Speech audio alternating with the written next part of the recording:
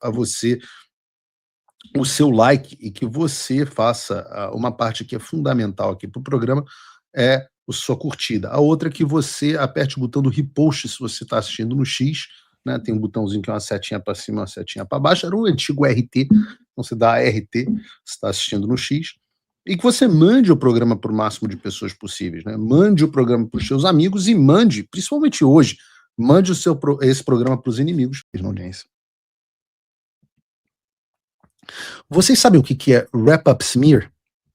É uma expressão em inglês. Eu sei que às vezes a gente usa expressões em inglês, mas é porque não existe essa expressão em português. Tá? Wrap-up smear é um expediente de assassinato de reputação que acontece em conluio com a perseguição e a investigação criminal. E aí o nome é wrap-up smear porque smear é ao mesmo tempo em inglês é esfregão, esfregar, e é também difamação. E wrap-up significa embrulhado. Então, a expressão em inglês significa uma difamação embrulhada. Embrulhada porque ela é envolta por todos os lados. Mesmo que você não tenha nada de concreto contra uma pessoa, você publica notícias sobre o assunto.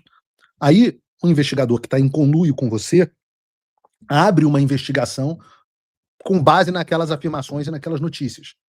E as investigações passam a validar as primeiras notícias e alimentar novas notícias, que, por sua vez, são utilizadas nas investigações, que, por sua vez, motivam novas notícias e validam as anteriores. De forma que você cria um looping infinito de difamação institucional que gera um desgaste à vítima que é pior do que a própria pena do crime pelo qual ela está sendo acusada. E foi isso que a gente viu ser feito contra o presidente Bolsonaro nos últimos 6 anos. Né? Desde que, em 24... Promoção original do Pop. Você dá um Pop Up e pode ganhar na hora prêmios icônicos. 最高の人生を For successful living. Polícia Federal. Desde essa data, a gente viu uma enxurrada de notícias a esse respeito. E eu quero trazer apenas algumas delas aqui para que a gente se lembre. Por exemplo, a Veja publicou. Eu queria as datas, né? Sem data no meu teleprompter é sacanagem, João. Então, vamos olhar aqui a data. Porra, impossível. 18 de dezembro de 2021. Eu não vou ler aqui as datas para vocês, deveriam estar no meu roteiro, mas são todas antigas. Então, aqui, o que diz a Veja? Para defender o clã, Bolsonaro desestabilizou a Polícia Federal. É o País, Jornal Internacional. Sérgio Moro acusa Bolsonaro de interferência política na PF e deixa governo. Câmara dos Deputados. Ao se demitir, Moro aponta a tentativa de interferência política na Câmara Federal. Na Polícia Federal, perdão. BBC, os 6 casos envolvendo aliados ou a família de Bolsonaro que ficam em evidência com mudança de comando na PF. CNN Brasil, Ministério Público pede que a STF investigue se Bolsonaro interferiu na PF. Gazeta do Povo, 8 perguntas sem resposta. Gazeta do Povo. O que Bolsonaro deixa de explicar no caso da interferência da PF. Gazeta do Povo. UOL, análise. Análise. Por que tentativa de Bolsonaro interferir na PF afeta a democracia? Conjur.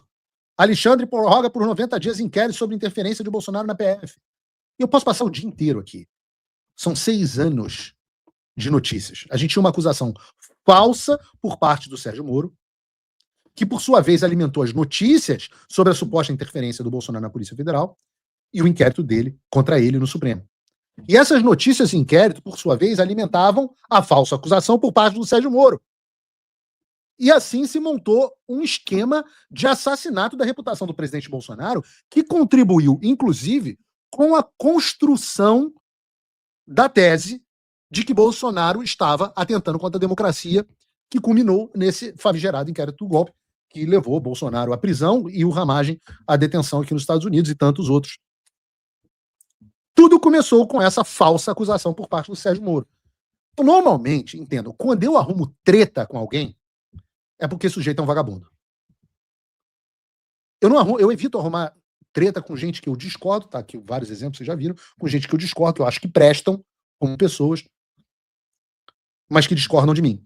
Não arrumo treta com essas pessoas, evito bate-boca no Twitter, não faço isso.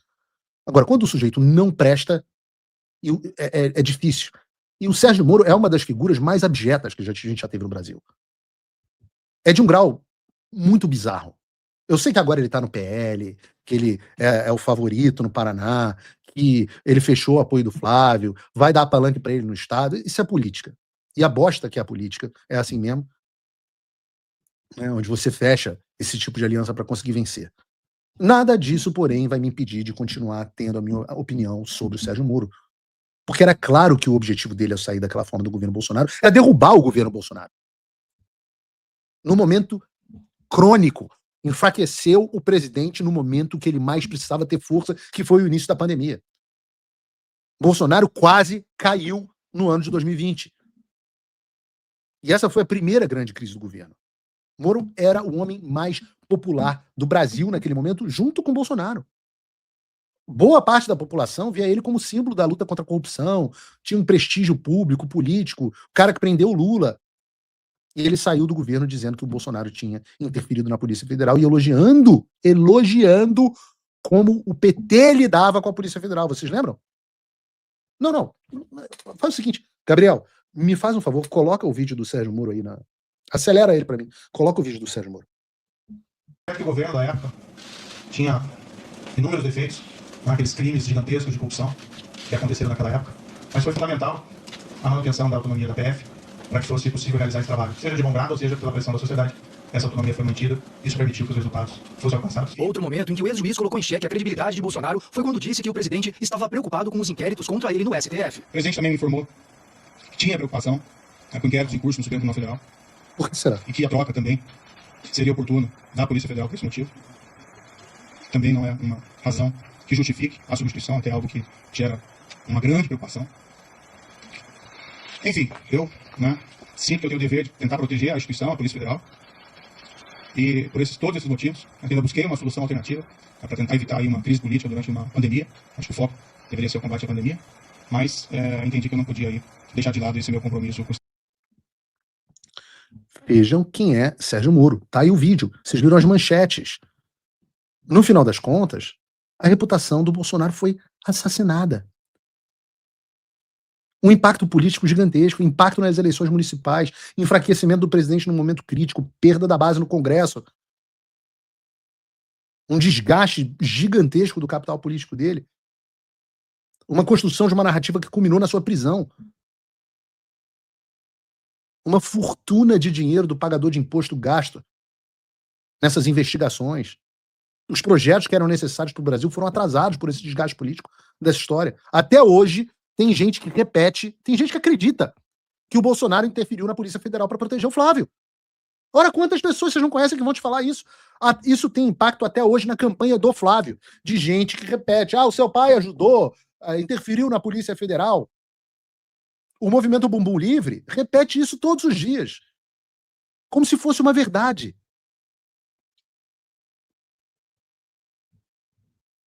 E o que nós temos, na realidade, depois de 6 anos? PF contraria Moraes e Gonet e repete que Bolsonaro não interferiu em investigações. Pela segunda vez. A primeira vez tinha sido no final de 2022. Pela segunda vez, a Polícia Federal enviou a Alexandre de Moraes um relatório que concluiu que o presidente Bolsonaro foi injustiçado todo esse tempo e não interferiu nas investigações da Polícia Federal contra os seus familiares, contra o Flávio, contra os seus aliados políticos. Nunca. Como eu disse, em setembro de 2022, a PGR requeriu o arquivamento do inquérito contra o Bolsonaro por considerar que as condutas apuradas não configuravam crime, seguindo o relatório da Polícia Federal. Aí, em outubro de 2025, o Paulo Gonet pede ao STF e ele reabre o inquérito para tentar pegar o Bolsonaro. E agora eles concluíram mais uma vez que não houve interferência nenhuma. Em outras palavras, pela segunda vez, a Polícia Federal, que não é o órgão com maior credibilidade pró-Bolsonaro do mundo, concluiu que Moro, a esquerda inteira e a mídia mentiram sobre o governo Bolsonaro. E o que vai acontecer? Nada. Por quê? Porque esse tipo de prática só vai acabar quando houver consequências para o agente público que fizer esse tipo de denúncia. Na prática, não vai acontecer nada com quem criou essa mentira e sabotou o governo Bolsonaro. Viram que o Bolsonaro foi injustiçado durante 6 anos e um tapinha, não ganha nenhum, foi mal aí. Mas o estrago foi feito. Isso aconteceu comigo. Quando me acusaram de lá, de o famoso caso de me acusarem de corrupção, no caso do Trump Hotel e tal, acabaram com a minha vida, gastei uma fortuna em advogado, um estresse gigantesco, teve consequência inclusive no meu casamento, meu processo de imigração foi atrasado por anos, até hoje as pessoas continuam me difamando com essas mentiras, até a CVM usou esse troço para abrir um novo negócio contra mim, para no final a ação penal contra mim ser trancada. Trancada, para vocês entenderem, é quando o tribunal entende que eu não deveria ter sido sequer denunciado. É um reconhecimento do erro pela justiça brasileira. E o que aconteceu com os agentes públicos que assassinaram a minha reputação? Absolutamente nada. Estão aí, até hoje. Anselmo Lopes, Eduardo Elrage, não sei o quê. Os caras, todos eles estão ganhando uma fortuna e vão ter uma aposentadoria vitalícia na Procuradoria-Geral da República.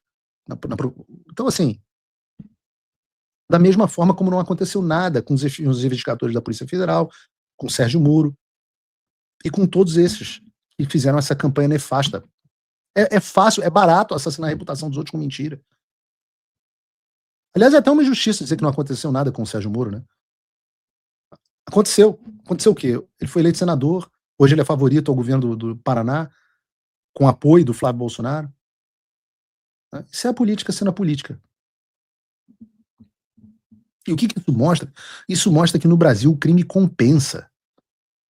No Brasil você é premiado pelo crime. Tanto pela população quanto pelo poder público. Quantos casos? Cadê? Alguém sofreu alguma consequência, crime de abuso de autoridade? Alguém sofreu alguma consequência no caso das joias? Caso das joias que serviu para vários pescas probatórias, fishing expeditions, destruição, Bolsonaro corrupto, Bolsonaro ladrão, inocente. Caso das vacinas, inocente. Aconteceu alguma coisa com esses agentes que criaram essa história?